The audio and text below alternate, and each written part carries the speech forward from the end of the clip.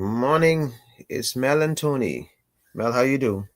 Good morning, Tony. I'm doing better. It's Under the Tree Chat where we meet every Monday, Wednesday, and Friday. So, Mel, I'm gonna take a new turn, a new turn at the show today because it's something troubles me up here, and when things trouble me up here, I like to speak on it. Okay. And what has happened here? I think we went away. My 5 cents will be 1 minute, but we went away for some things. And there's some things that is basic. All right. Thou should not steal. Thou should not commit adultery. Thou should honor your father and mother, so your days be long. The last one. Thou should honor your father and mother, so your days shall long. If you do not honor your father and mother, all the other commands is pointless.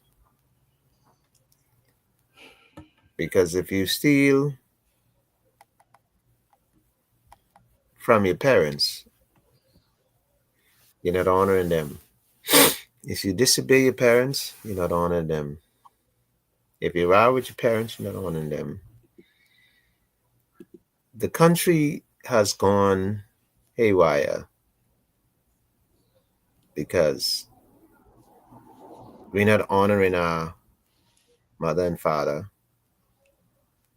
And once the children do not understand that basic principle, the crime, the thief, thou shalt not kill. All of these things are happening because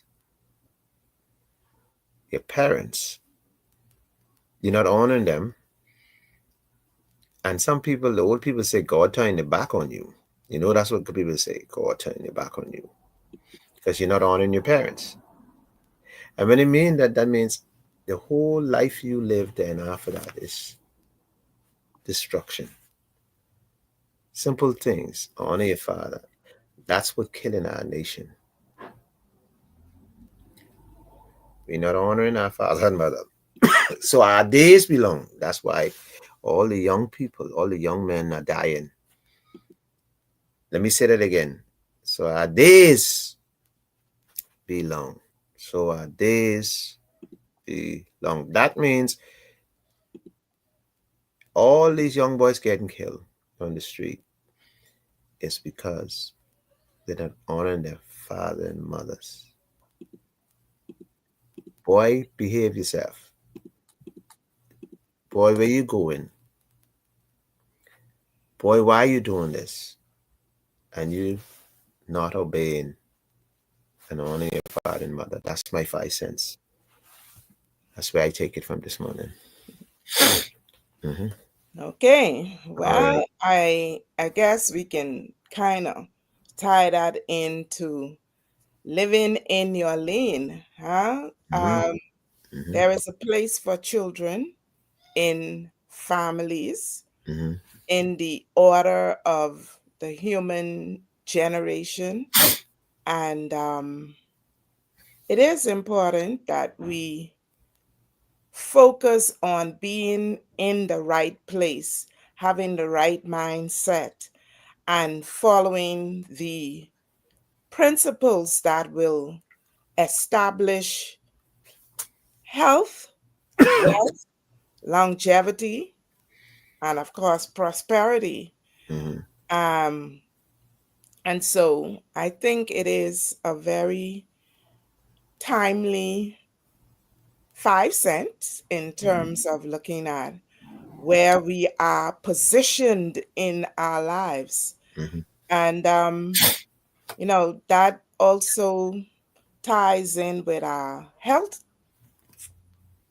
where we ought to take charge of ourselves, be aware of who we are, where we are, what we're doing, Mhm. because it is in those basic understanding that we are best able to navigate our lives to the fullest, achieving our fullest potential. And so when we were looking at prevention, we did highlight three major areas of concern for our population: the obesity, then we also highlighted cancers, and of course, suicide. So we finished with the obesity, but one thing that makes the next segment very interesting is the fact that the very tips that we got focusing on obesity also ties into cancer prevention. And as always, we want to begin by looking at what is cancer? Where does cancer come from? And who is at risk? Well, cancer is simply the uncontrolled growth of cells in the body. We all have cancer cells, but not all of us develop cancer. There are certain risk factors that predisposes some people to develop certain types of cancers. And when we continue with our health tip and health focus on Friday, I will zoom in on the risk factors for cancer. But I just want to say that cancer affects every organ, every cell in the body, and what contributes to it, we will get a clearer understanding as we look at it on Friday. But I want you to come on Friday bearing in mind that what you would have heard about obesity also applies to cancer. But we will zoom in a little more on those particular elements that are unique to the development of cancer. And that's as much as we will cover for today, Tony, as we continue to focus on living in Arlene. Living in our lane. Yes. But cancer is a very serious thing in the Bahamas because cancer is rooting through our country like a plague. And when I was younger, you used to hear one or two people had cancer. Now you have half of the Bahamas having cancer when a certain age, and that is tragic. So for us, we need to take a whole show one day, one whole show, just to discuss cancer because it is so bad. I don't know what we're gonna do, how we're gonna approach it. I don't know if it's our eating habits. I don't know if our lifestyle. I don't know if it's in the air, on the water, where it is, but it's rampant. And you can elaborate more on it because you know more. You can answer my question and try to help me. Yeah. Well, it is multifaceted. It has a combination, a variety of lifestyle and environmental factors. Okay. So, for different types of cancer, there are different predisposing factors. Um, but at the base of it all, it is really about the uncontrolled growth of abnormal cells that literally invades the body, takes over, and literally, you know what happened when an invasion occurs. Mhm. Um, the normal population suffers, is defeated, and then annihilated. And Right. that's basically how cancer works.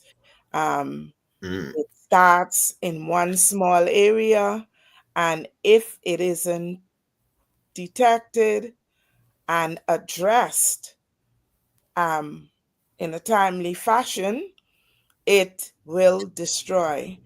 Sadly, even with early detection, there are some forms of cancer that still become the victor and the person, the victim, and of course, death ensues. So, as in every situation, um, there is no guarantee. And I think that is what caused a lot of people to tune out, and say, well, hey, damn if you do, damn if you don't.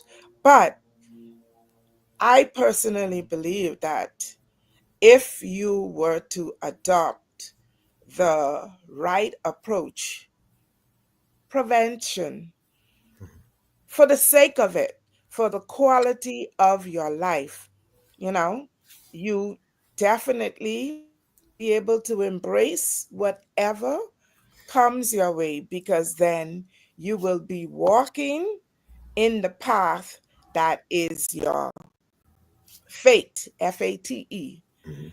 Um, so this is not our time, but it gives you a bird's eye view of the complexity of cancer. But it also should give you hope in knowing that your responsibility is to do your part. And of course, trust in God and not approach life from a point of fear, but a point of knowing and accepting. And that's the best approach. All right. All right. Let me ask you, and then I go from the cancer. I want to come back to our show. Hmm. You ever hear the word, do not be a false witness? What that means? Well, when you're a false witness, it could mean two things in my mind. Two things come Shoot it. right up front. Shoot it. As a false witness, it means that you would have witnessed something, but you alter it for the benefit of yourself or some other party. Okay. And then, of course, being a false witness also means that you know that you should take a particular path, but you choose to take an alternate path. Mm, So, therefore, you're not living in your truth. You're okay. living from a place of dishonesty So I can preach today, or denial. Yeah. right? Hmm. Because I feel like preaching. Because what is our show? I can hear you. Live in your lane. Live in your lane. Do not be a false witness. That's the same thing, basically. You live in somebody else's lane, you false. You, you being a false witness. You live in a lie. And if you live in your lane, our show is based on living your lane. And we came to this conclusion because we were talking about two people, two people, two living together and how they lie and two man and two women. And that's what we were talking about last show. And this is just a continuation to live in your lane. I I take it that so many people live a lie in their marriages. It's killing our country. It's affecting our children so much and family members so much. until our family members now live in a lie. Our children now live in a lie. It's affecting the root cause of everything we do. Because let's take it in the family. If I go to church and I go in the pulpit and I say something and I come home and don't live by it, what you think my children can do? Hmm. Simple as that. Simple, basic, practical principle. And so what happened, and I'm just not talking about the church, let me take it further, but what happened, me and my wife in the house ain't getting along. I rowing and everything she said, I cussing her. The children see that. But when I get amongst my friend and all of my friends, I talk about God. I live in a lie. And so, and the show is living in your lane, right? That's what the show is based on. I then out my lane. Now you say, wonder why? Because I say I'm a Christian, but at home I live as a sinner. I drink rum, I party, I cuss. My lane then becomes what? My lane is I'm faking and frauding, and so I am down here with the mongrels. When they say when you live with the mongrels, or be with the mongrels, you become one. So if I not living in my lane, if I try to be a Christian and I'm not, or I'm a Christian, I am just a hypocrite. See, is two ways about it. Either you in or you out. That's what we do in the Bahamas. We want to be in and out. We want to be married and we want juice over here. We want to be married and have sweetheart.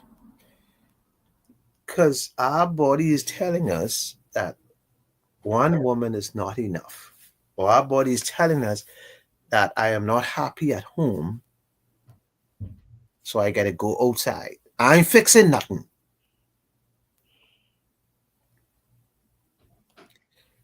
Because everything to fix is so hard. To be a Christian is hard. To fix my relationship is hard. To face you, Melanie, and tell you the truth is hard. It's easy to lie. It's easy to... And so we love to live out our lane. We buy a car that we can't afford. You can't afford it, but we buy it because my friend got one and I got to make sure it look sharp on the... Like the girls will say, you know, I got to be blinging. And so everything in our life, we screwed up. And then it's affect other people that we don't... Mentally, young people are saying, why my mother is doing this? Or why my daddy is doing this? If I go out and scheme on my wife and my son or my daughter sees it, it's affect them mentally. We don't think so. We think we can do this and get away with this. No, this is gonna affect you down the road. And it's not only gonna affect you, it's gonna affect your family and your children. And that's why your children are not doing good in school, because they're affected by what they see. They're affected. And so it's important that we keep our children minds clean and decent. So we got to do the decent things. We got to do the right things. We got to live in our lane. We know we cannot afford to send a child to private school, but we stress ourselves. The government give pretty good schools too, but we stress ourselves out. And here's the key to what I'm talking about. When you don't live in your lane, like I say, you affect other people. So now what you do is go and stress the man that you have to pay the school fee, who he can't afford. So now he's being stressed out, mentally disturbed, because he got to take care of all these bills to live in this lane. And let me say this, and then I give back to you, Melanie. There's so much people who open in business today, and the business is struggling, and they refuse to stop and say, let me shut this down and let me go back in my lane, or let me shut this down and try some. If your business is struggling, I know a couple of people, that's why I talk. Why are you sticking in this? Why are you selling your family and you through all the stress and stressing out everybody on the job? You got everybody stressed out because you want to live in this lane. Your lifestyle doesn't measure up.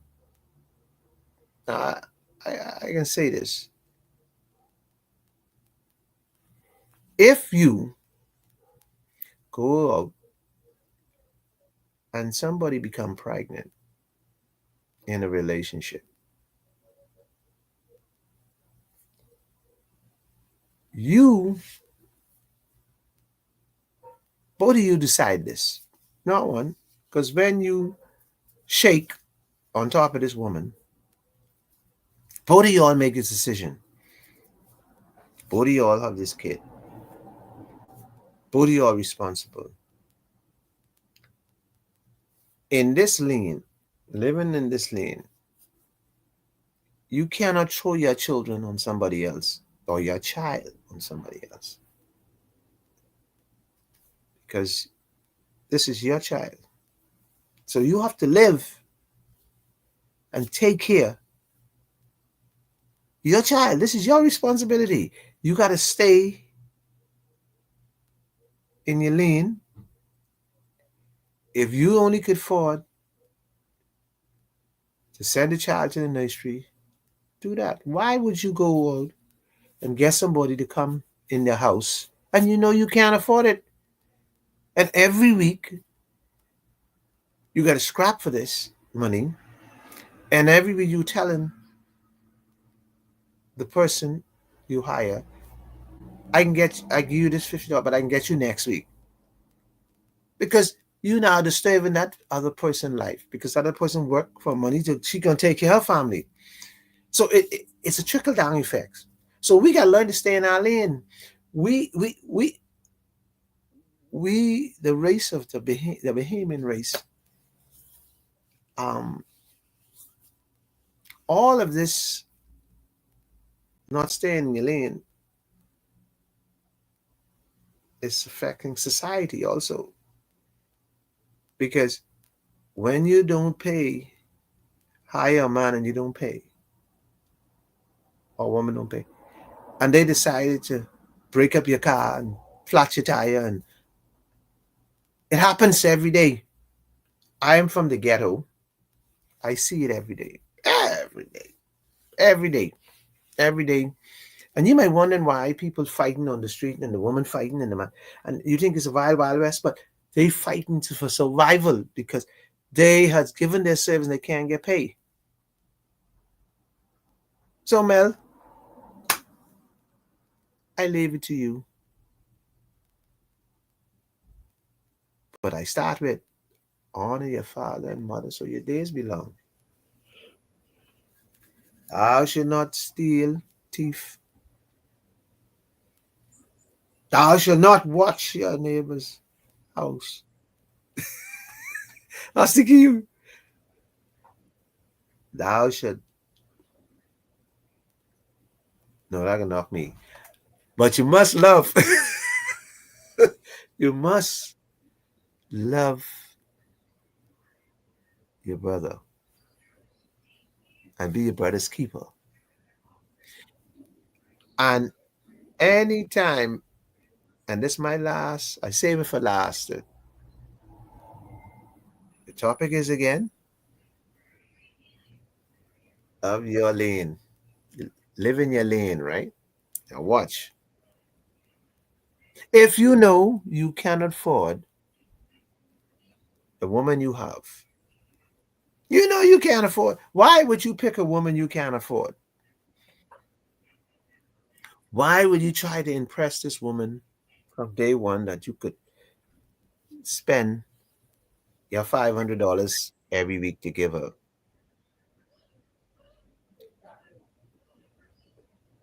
What happened when you decide to take on Melanie, who you got to give Melanie $500 every week? You know you can't afford it, but you decide to take on Melanie. Stay in your lane because it will never work. It can't work because everything about Melanie, why are you looking up in the sky? Because everything about Melanie is expensive. You can't afford that. Why would you put that stress on you? Just just live in your lane every day. Stay in your lane. It's the best thing you will ever do. One, you won't have no stress. Two, you'll find somebody who love you like you love them. Money wouldn't be a factor. You won't have you don't have to worry about buying a new car. You won't have to worry about going giving her money to pay her bills and she complaining all the time. Find a woman who's simple and don't find a pretty woman. Don't go looking for this pretty woman. Stay in your lane. Live in your lane. When you date a pretty woman, half of the Bahamas man want it. So you put yourself in a stressful situation because now you got to keep the woman and then you got to keep all those man off her. That's too much stress for you because in the Bahamas, trust is an issue, a big issue, and you hardly could trust yourself. Imagine you try and trust somebody else. So stay in your lane. It sounds crazy what I'm talking and sound crazy and mix up, but stay in your lane. Live in your lane. Live in your means. Live simple. Melanie, what you got to say? You every minute to say something, you look up in the sky and I am listening this morning. you're listening this morning. Yeah. There's no need to have 3, 4 children if you can. Stay in your lane, live in your lane. Zip your dick up. That's what you need to do. Zip your pants, pull your pants up. Stay in your lane. You bring these children in the world, you should be able to take care of them. If you can't take care of them, leave them alone. Don't go around having children if you cannot afford them. Stay in your lane. Life is too beautiful, and the kids are being robbed. Children are being robbed. Our behavior is causing us some pain. Children on the street today causing havoc because decision that their parents make. You born these pigeons, and these pigeons all over the place, causing havoc, picking up gun, robbing people all over the place, all over the place. You can't breed Live in your lane, man. Get smart. Let's build a country and let's love one another. And that's what we need to do. We need to, and somebody need to tell you. It might be just a tough thing to say and thing, but somebody got to do it.